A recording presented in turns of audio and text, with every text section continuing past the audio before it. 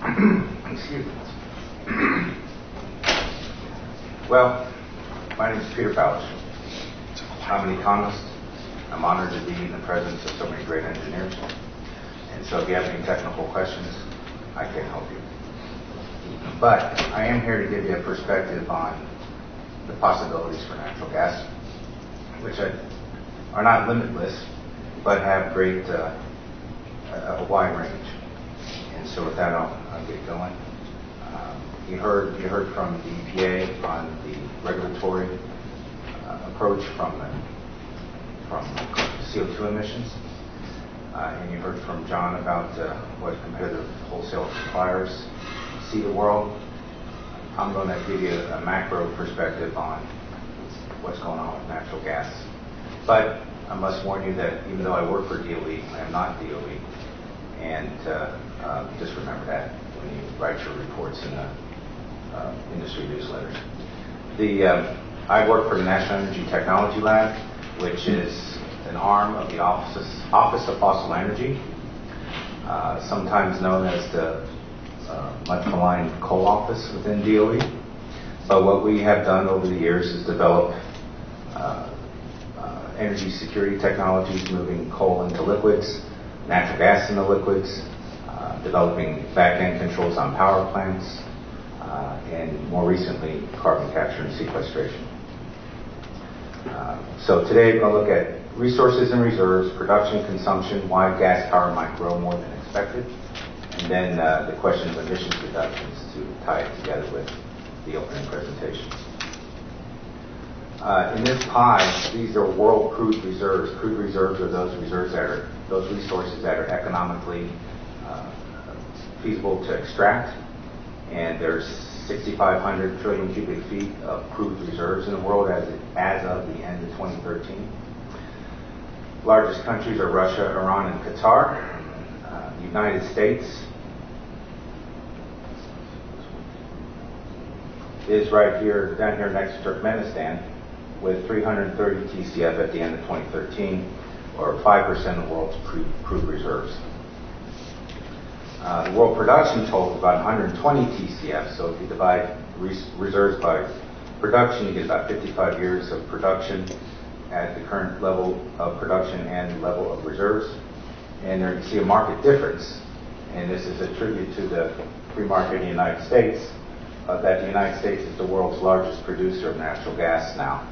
A few years ago, Russia held that title, and Qatar, with its huge resource base, is flipped with the United States. So we have about a fifth of production of the world of natural gas. Now, this gets to John's question that he didn't want to answer on whether gas was a bridge to somewhere or it's a destination of itself. I think you can easily make the case that if it's a bridge to itself, so it's probably a big circle. But the produced gas as of 2013 is about 1,100 TCF. We have reserves of 318. This is a year earlier. Technically recoverable reserves of 2,200 TCF.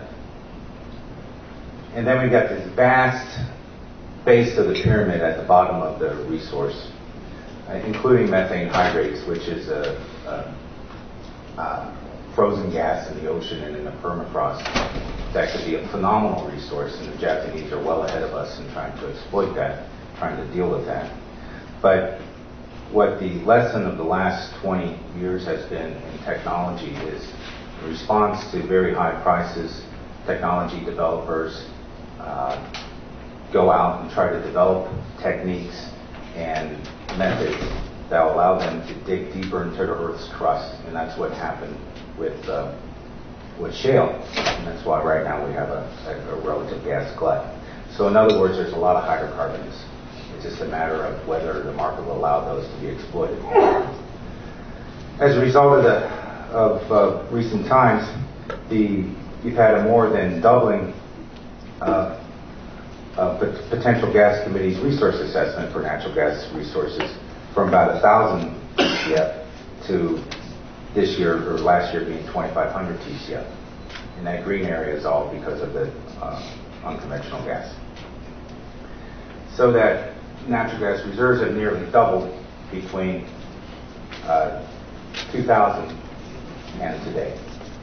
And those of you who've been in the forecasting business that all know that that was never a done deal. That many believe that natural gas had peaked in 73 and a relative peak in 2000. It was nowhere to go but down with LNG imports on the horizon, but that's not yet been the case. So let's move to production. What you see here is the rig count. When the beginning part of last decade, we had some high price events, and the rig count began to expand. The rigs became more productive. Production finally responded to the growing rig count in about 2006, and since then we've had an increase of nearly 50% in natural gas production. This has occurred even though since the recession there was a collapse in the natural gas rig count. As you see here in the recession period, and then it rebounded a little bit. But then, as the productivity of the shale gas wells became apparent, and we had this flood of production out of Texas and out of the Northeast, then the people started chasing liquids, and the oil rig count went up, the natural gas rig count went down. But the wells are productive, and the wells are, once they're in, have a very low marginal cost, so the production has continued to increase. So from an energy security point of view, it's been nothing but good news on the natural gas front, where we were in the red bars here at about 9 years of production, of reserves left in 2001, and now in 2013 we're over 13 years left. So that is, despite increasing production, our reserves have increased more, so our RP ratios have increased as well. And in the very end of the period, you see the response of fracking in the shale oil as well, with the increase in reserve production ratio for oil. So what do we have? This is a graphic from that's based on the Energy Information Administration, and it shows where the gas is going to come from. So between now and 2040, you'll have a 11 TCF increase in unconventional gas. They still model that there'll be some pipeline from Alaska coming in 2028, but that will be offset by net LNG imports being negative, which means LNG exports, and conventional gas not doing well in a low gas price environment, and the reversal of pipeline imports. That is, instead of being a net importer of pipeline from Canada, we'll start exporting to Mexico. That gives us a supply increment domestically of about 4 TCF by the end of the period.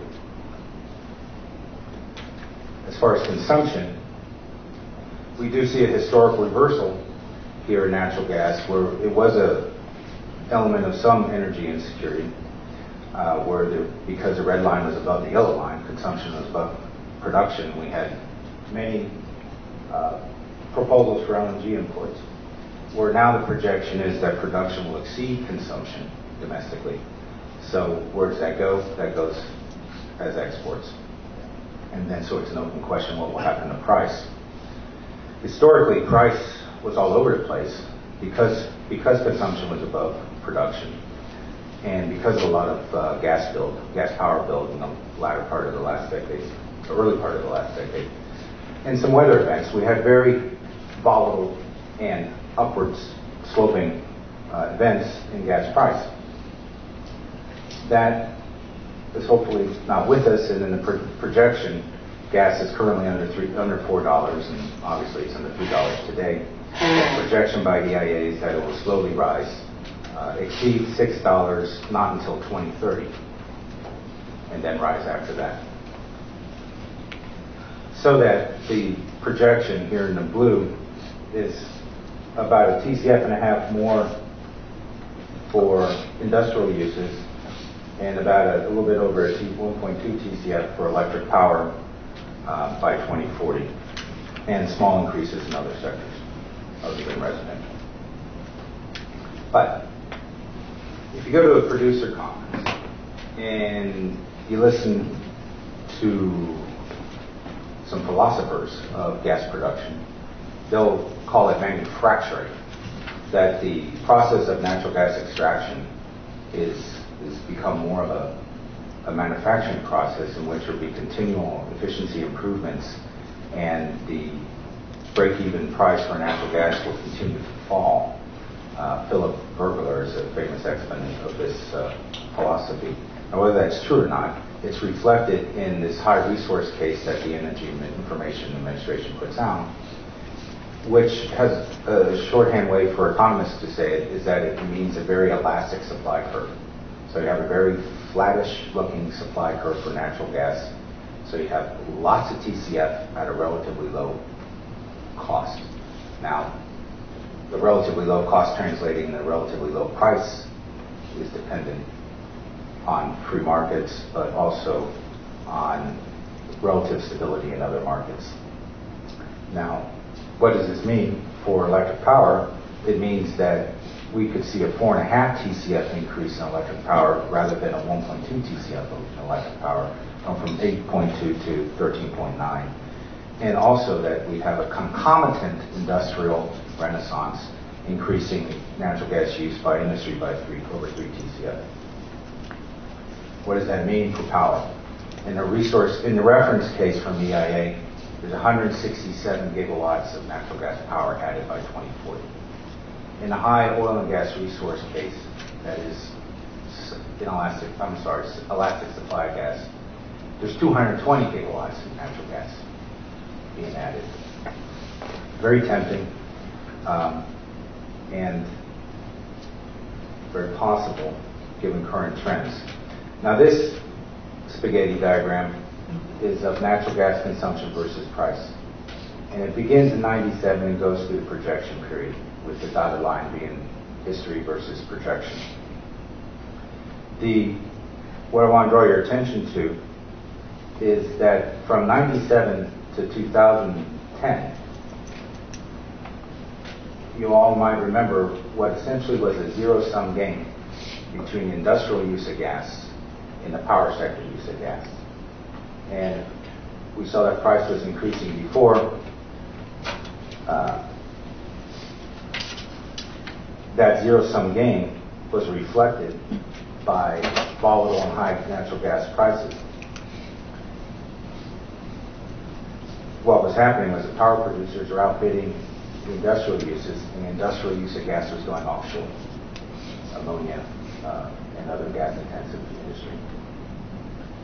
Because of shale gas, in the last 5 years, we've had increasing industrial use of gas and increasing electric power use of gas, with very little going on outside of weather events in the price of gas, the polar vortex and things like that. And then, of course, projection is relatively low. So for the first time in 20 years, easily, we're optimistic that we can grow electric power use of gas and grow industrial use of gas, and even allow for net exports of natural gas to occur. Though as an economist, I would caution that this level of exports could possibly tie us into the world gas market, so it depends on gas developments across the planet. If we have more gas being produced internationally, then the price problem won't occur. But that depends on resources being developed in Australia and Qatar, and having the LNG market being liquid. And the last point about shale gas is that you'll always have volatility in natural gas prices because of the 5 or 6 different main sectoral uses of natural gas. But because of shale gas, these oscillations that happened previous to 2007 are much lower. So the price, instead of averaging around 8, is now going to be around 4. And so that's all good news for consumers of gas, if not necessarily producers. So tying it to what you heard a little bit earlier, the Block 2 of the Clean Power Plan is environmental dispatch, forcing units of existing NGCC up to 70% capacity factor. That's in the proposed rule. If you go by state and try to get each state's natural gas units to run at that level, that would give you these little red bars on top of the blue bars, and that the 2013 electric power consumption was 8 TCF. We'd add another 3 TCF for gas utilization by existing fleets under Block 2 if you could manage to accomplish that. Now this picture is derived from the EPA's regulatory impact analysis performed by ICF Corporation in their integrated planning model. Or ICF didn't do it, it was their model and EPA implemented it. But this is the no CO2 regulation case, and you see kilowatt hours rising from 4,000 to over 5,000 billion kilowatt hours, or 5,000 gigawatt hours. And what you see is that gas takes off slowly at first and then very quickly after 2030. So that the tons of CO2 that are emitted rise from 2,000 to 2,700, an increase of 32%. So that's the base case in EPA's analysis. Their proposed power plans with the switching with the behind-the-fence solutions for coal and the other blocks, renewables and efficiency, end-use efficiency, would reduce, in their projection, gigawatt hours by 13%. So from over 5,200 down to about 4,500. And with their blocks in operation, they calculate by 2030 that reduction of 30%. But after 2030, the rule has no prospect. So on the base case, since the base case has gas going back up, so will the regulation case.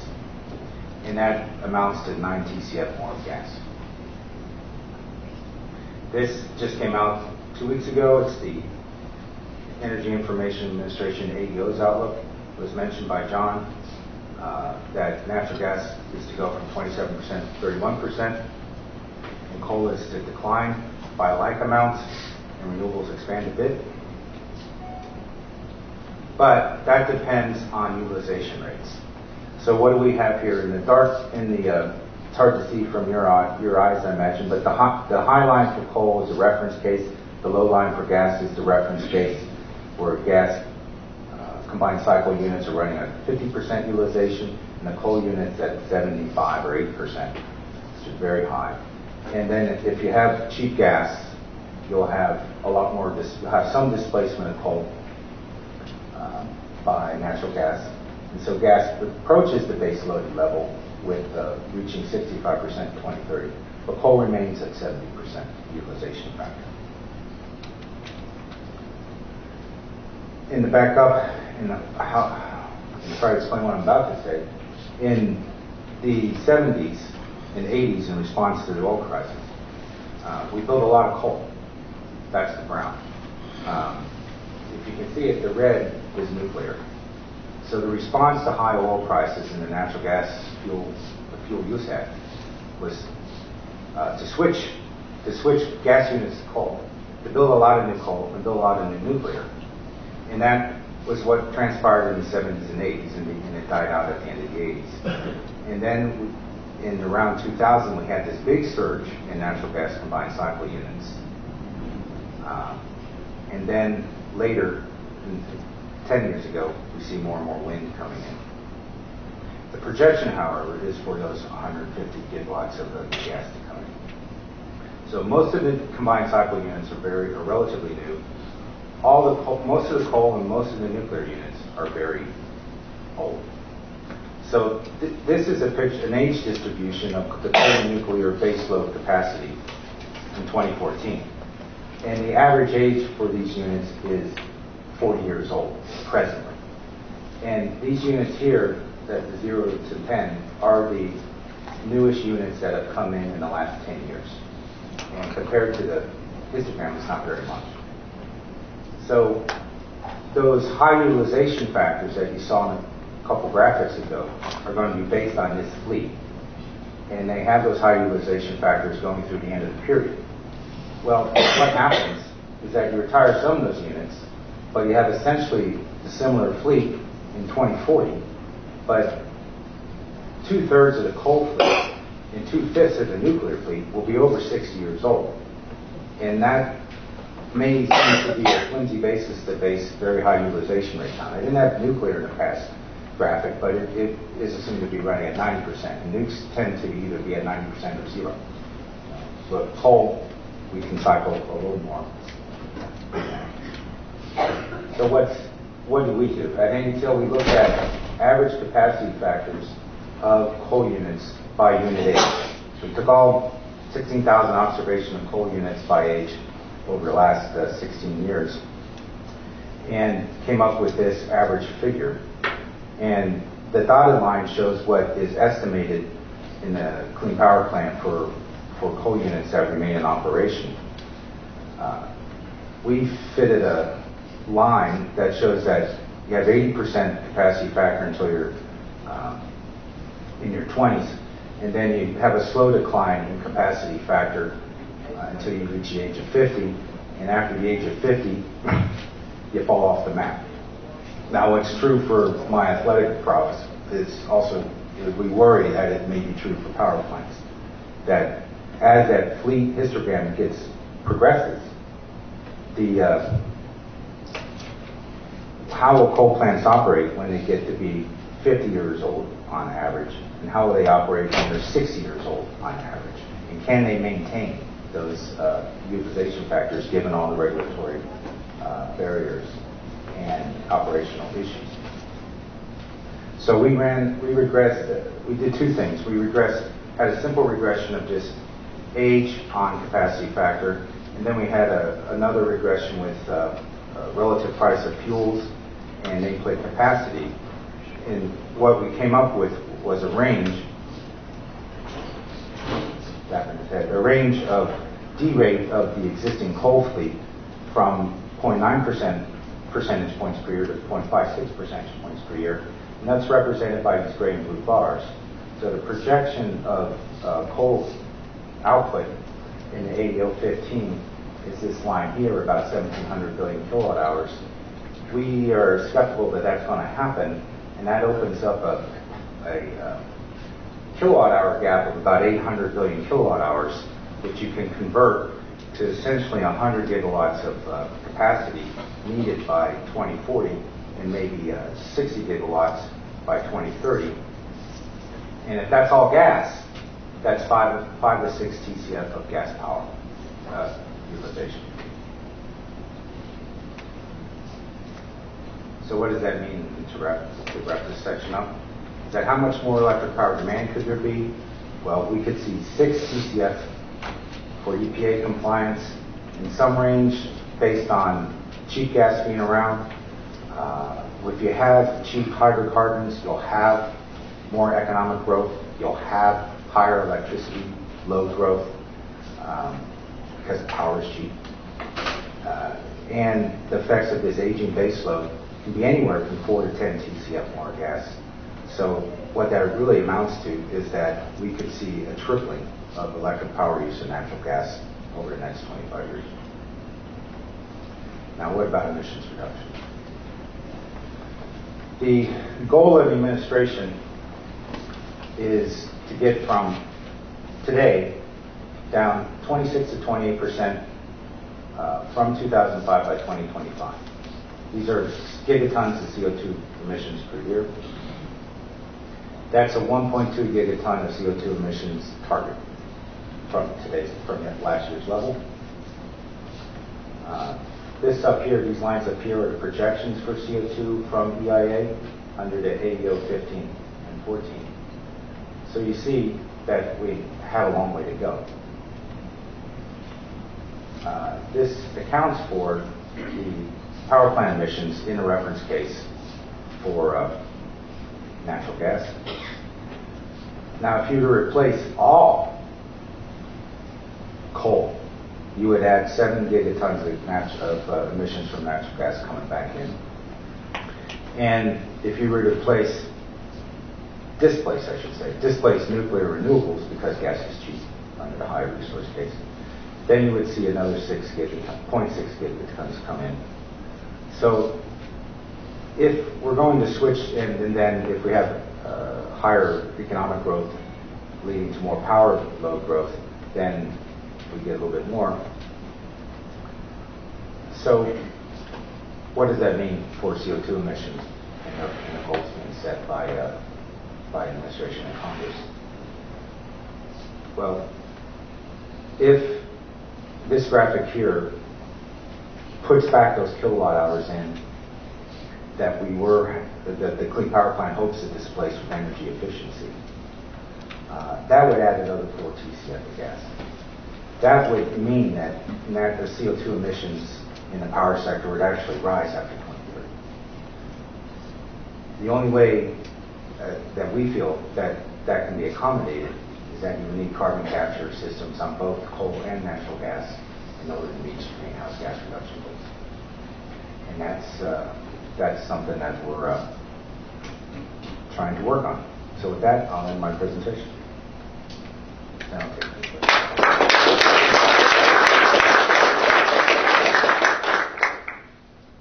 Anyone have any questions?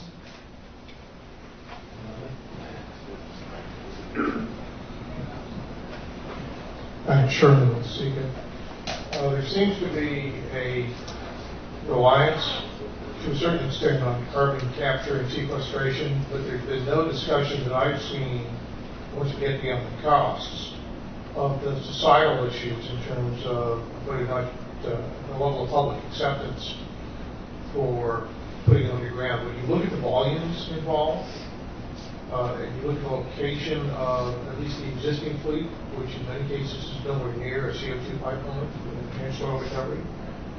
From our foxhole as a mid-sized engineering firm, we don't see it. I guess my question is, what are you seeing or not in terms of whether or not this is actually viable?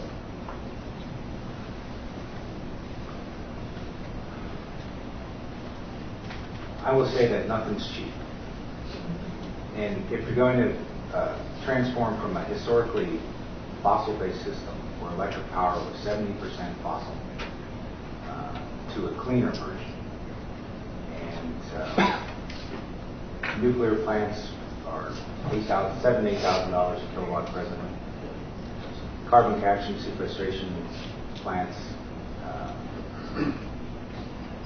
maybe 10, based on public data. Those can come down, perhaps, with continued subsidy, and maybe fast.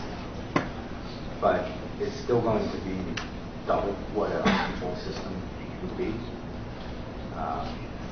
We had a period of a worldwide construction boom, so that construction costs for large industrial plants, whether power or otherwise, all went up at the same time in the last decade. But as far as the public acceptance of CO2, it's a mission of the DOE and EPA to try to enhance that. So the answer is it's a work in progress as far as public acceptance. As far as viability of putting stuff underground, keeping it there, we're far more confident about that. As far as the CO2 pipeline system, it's like the little brother to the natural gas pipeline system. Maybe really little brother, baby brother. But most of the pipeline developers, Kinder Morgan or anybody else, will be happy to build them if they're given the proper incentives to do so, and maybe that will come with further legislation.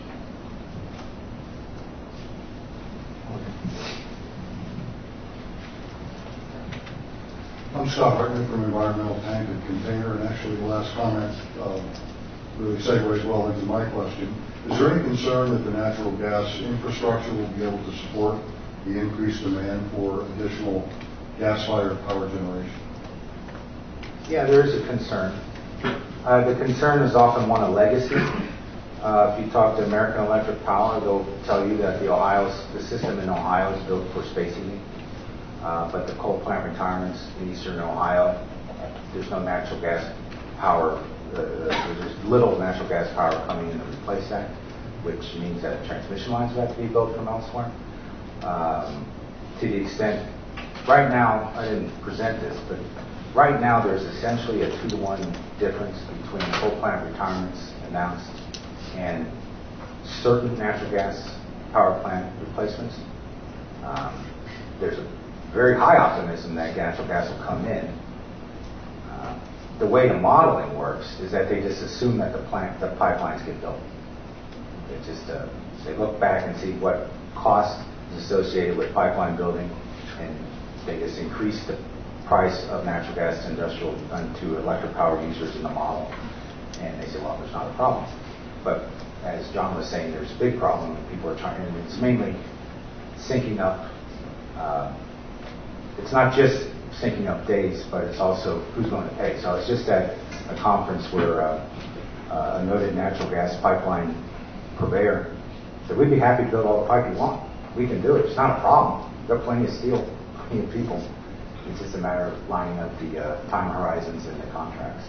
And they have that problem, as John mentioned, with a deregulated, restructured power market with people who believe long-term contracts when it comes to large capacity, things like pipelines. Anyone else?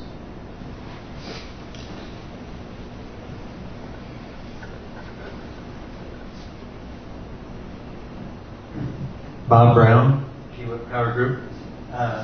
Do you foresee any issues with continued gas fracking? Any backtracking on allowing that based on, I see plenty of negative propaganda, for lack of a better word, against fracking. Sure. Do you ever see that getting traction and inhibiting increased shale production? On a technical basis, I don't. What transpires in the advocacy world, I'm not going to answer. But we think we being DOE participated in the birth of horizontal drilling, and we strongly believe that will continue. Most of the problems with fracking, it's not so much with fracking, it's with old wells and wastewater disposal. Those are real issues, because that's often very nasty stuff that comes out of the ground. If it's not disposed of properly, it's a problem. Wastewater treatment is a problem, how to process that. If you're in the wastewater treatment business, you got booming lines ahead of you. But as far as the far underground and new seismicity, DOE is skeptical, but there are plenty of people who still push those issues.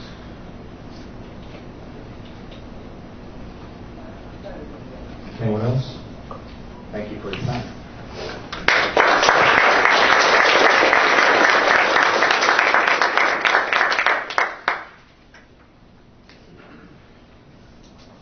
Okay, well, it's 10:30. Mark, and that's the refreshment break. So we'll take a 30-minute break now and resume at 11.